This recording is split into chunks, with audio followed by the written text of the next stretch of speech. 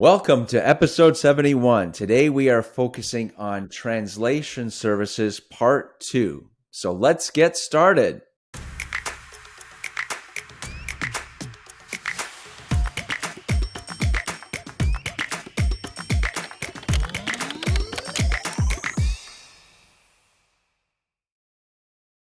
Hello everyone and welcome to the Fair Housing Insiders. I'm your host, Jonathan Sarr, and joining me today is Leslie Tucker. If you've not done so already, we want to recommend for you to subscribe to our channel on YouTube and sign up for our newsletter. Also, if you like Instagram, you follow us on socials at Fair Housing Institute on Instagram or at Fair Housing Institute on TikTok now as well. So for part 2 of our translation services episodes, we're going to focus on limited English proficiency.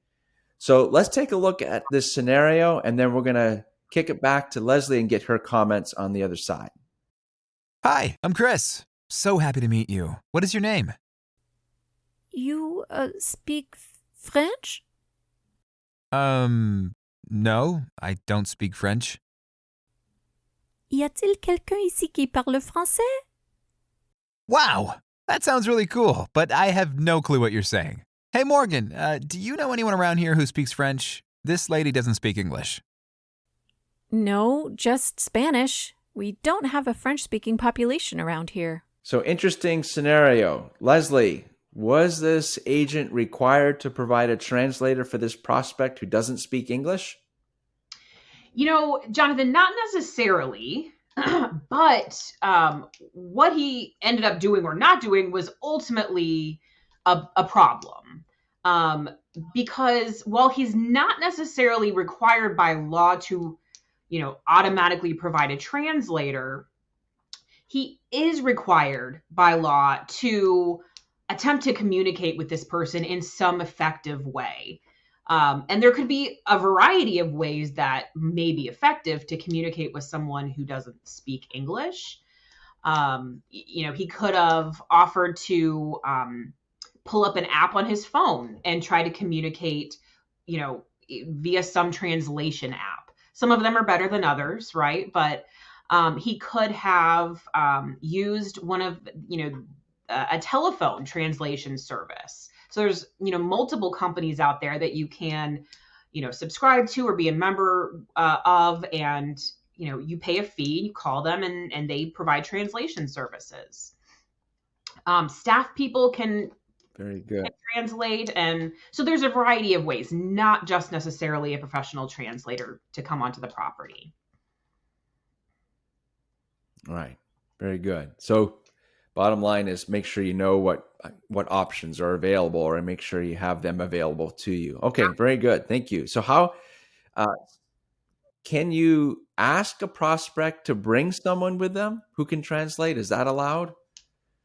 Well, that would certainly be the easiest way, wouldn't it? But be aware that you cannot require someone to bring, a friend or a family member with them to provide those translation services. If they choose to, if they want to do that voluntarily, then great.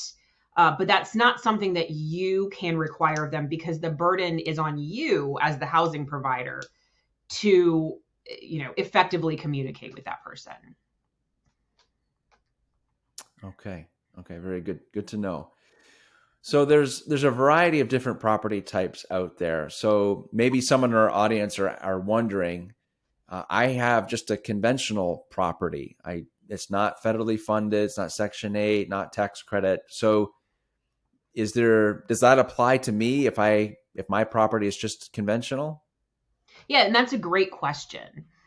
Federally funded properties, they do have a specific law, Title VI, that requires them to, provide these effective communications with people who do not speak English or are not English proficient.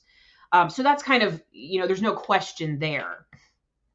But you may not be aware that the Fair Housing Act, because it protects people on the basis of national origin, a failure to try to communicate with people who speak other languages can be considered national origin discrimination. And because the Fair Housing Act applies to every property, no matter what type of funding you have, even conventional properties are, certainly covered by the Fair Housing Act. This requirement to effectively communicate with people who are non-English proficient, it exists for everyone. Very good. Okay. Thank you very much. That really helps. So all of our audience to understand what they should do, what's available to them, and how to manage situations like this and be in compliance with the law. So Leslie, it's always a pleasure to have you on the show. Thank you for being here again today. Leslie Tucker from Williams, Edelstein and Tucker, her website, fairhousingfirm.com. So check out her site for her own blogs, as well as some other assets for policies and procedures templates that are available on her site. So check that out. So thank you, Rowan, for tuning into our show. If you found this show valuable to your network, please give us that thumbs up. Please subscribe to our channel. We thank you so much for your support, and we love your feedback. So if you have any questions or if you have any topics you'd like for us to consider on the show, please feel free to reach out and DM us. And until next time, thank you, everyone. Take care.